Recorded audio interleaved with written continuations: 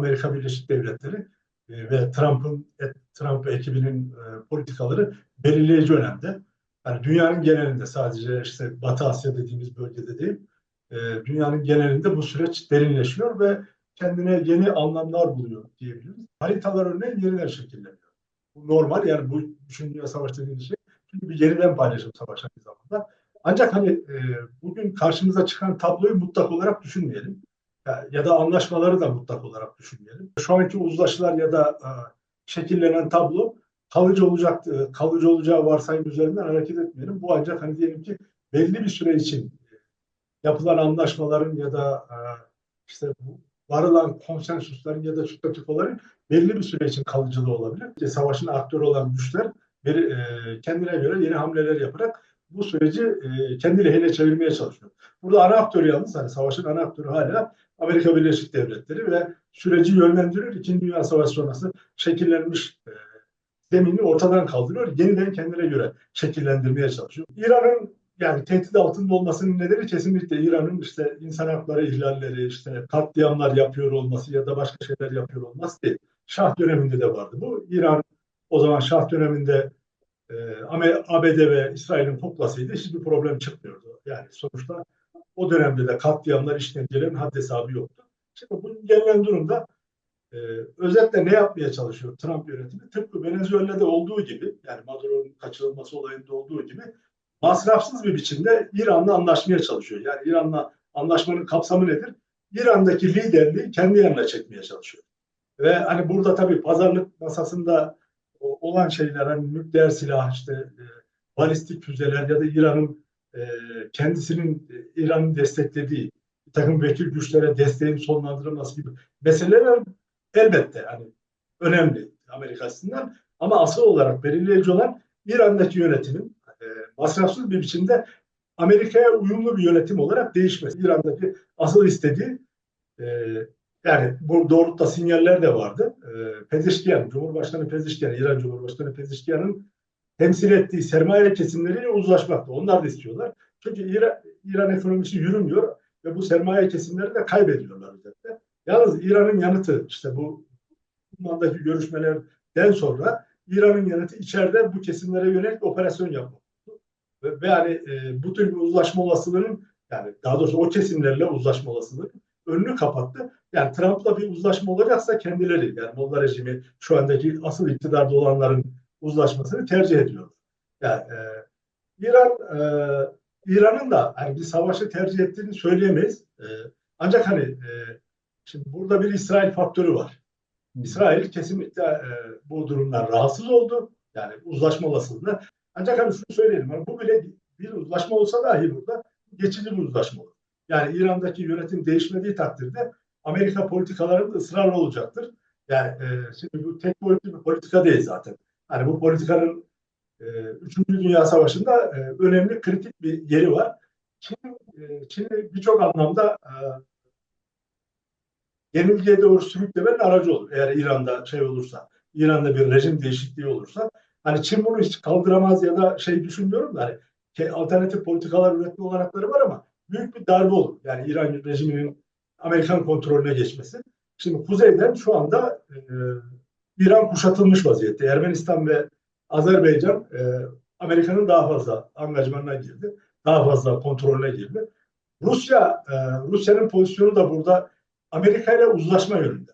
Yani İran'ın bir saldırı olursa, savaş olursa İran'ın arkasında durmayacaktır. Bundan emin olabiliriz.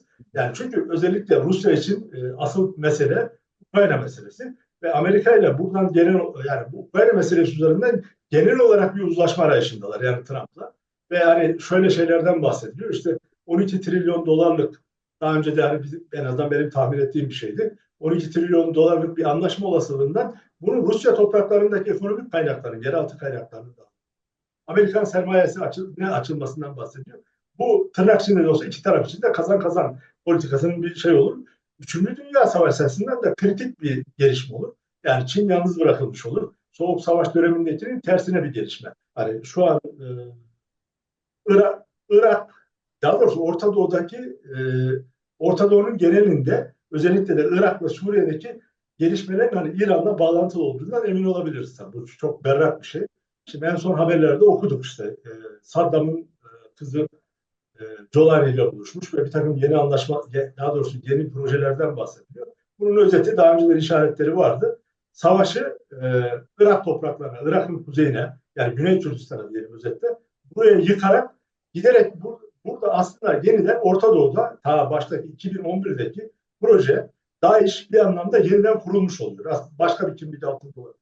Ayrı mesele hani HTŞ olabilir, şu olabilir, bu olabilir ama bu sonuçta İsrail'in, Türkiye'nin ve ABD'nin de dahil olduğu, İngiltere'nin vesaire yani genel anlamda batılı güçlerin dahil olduğu bir projeydi ve bu projeyi yeniden diriltmeye çalışıyorlar. Burada tabii ki Şii-Sunni savaşı da söz konusu. Bunu da yeniden dirilterek DAEŞ'i ayağa kaldırmaya çalışıyorlar. Burada aynı zamanda Kürtlerin statüsü de tehlike altında ve aynı zamanda Kürtler soykırım tehdidiyle karşı karşıya. Burada şunu da altını çizmekte yarar var. Hakan Fidan'ın son günlerdeki açıklamaları Türk Dışişleri Bakanı. Bu dikkat çekiyordur zannediyorum. Burada açıktan hani gizli saklı bir şey değil. Hem Kürtlerin varlığı tehdit ediliyor hem statüsü tehdit ediliyor. Yani bunu görmemek için zaten yani kör olmak lazım. Şu anlamda Güney Kürdistan uzun zamandır yeni değil. Bir defa Türk ordusunun önemli ölçüde işgali altında. 139 tane Zaho'dan İran sınırına kadar askeri üs ya da askeri nokta var. Şimdi bu uluslararası güçlerin bu konuda şu ana kadar herhangi bir ses çıkarmadığını düşünürsek ne İsrail, ne Amerika, ne İngiltere vesaire sonuçta aslında bu NATO politikası olarak gündeme geliyor. Şunu da tekrar da altını çizmekte yarar var. HTŞ'nin Jolani'nin iktidara getirilmesi bizzat NATO politikasıdır. Yani dolayısıyla sürprize yer yok. Yani sonuçta bütün burada bölgede savaşı kışkırtmaya çalışan asıl olarak hani belli bir ortaklıktır. Bunların kendi aralarında bazı çelişkiler olmakla birlikte Jolani üzerinden uzlaşılmış bir ortaklık var. Doğru, Hürmüz Boğazı kapatıldığı takdirde hani İran bununla tehdit ediyor tabii. Büyük bir petrol akışıyla ilgili büyük bir sabotaj olmuş olacak. Yani sonuçta mevcut kapitalizmin dinamiklerinden bir tanesi aksamış olacak. Bu şeyde aynı zamanda Babül Mendeb'in de kapatılma olasılığı var. Yemen'deki husuller üzerinden. Şimdi burada özellikle Suudi Arabistan tereddütlü. Çünkü daha önce de şunu gördük. Suudi Arabistan. Afganistan'dan çekildikten sonra Amerika Birleşik Devletleri Afganistan'dan çekildikten sonra aslında Amerika Birleşik Devletleri'nin her istediğini yapamadığını artı Husilerin saldırıları karşısında Amerika Birleşik Devletleri'nin verdiği silahların Suudi Arabistan rafinerilerini, Birleşik Arap Emirlikleri'nin petrol rafinerilerini savunmakta yetersiz kaldığını, başka şeyler de gördük. Yani nihayetinde bu işte İran çatışmasında aslında Batı'nın teknolojisinin İran'a karşı savunmakta da yetersiz kaldığını gördük.